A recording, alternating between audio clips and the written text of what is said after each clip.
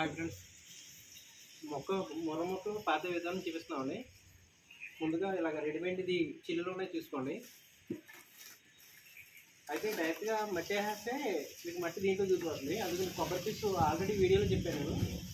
కొబ్బరి పుట్టు వేసుకుంటే కానీ మీకు నీళ్ళు ఫ్రెష్ వాటర్ వస్తుంది. తర్వాత దీంట్లో ఎర్రమట్టి అండి, ఇది పగిలి కొట్టి దీంట్లో కలిపేసాను. కలిపేసి సగం తాగేసుకోవాలి.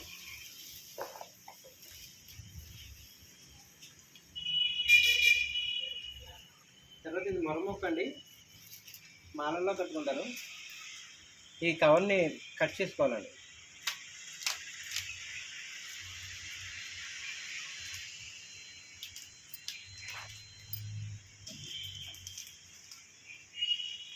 ఇది శుద్ధ ఎటు తీయకుండా సెంటర్లో ఇలా పెట్టాలి.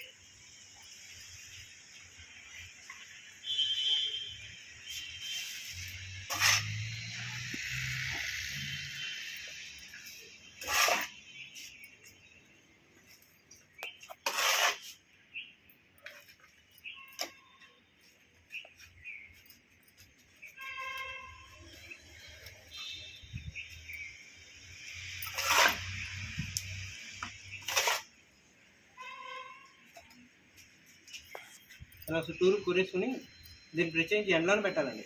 ఇది ఎండ పెడితే స్విచ్చిపోతుందండి. ప్రత్యేకించి ఎండలో ఉండాలండి.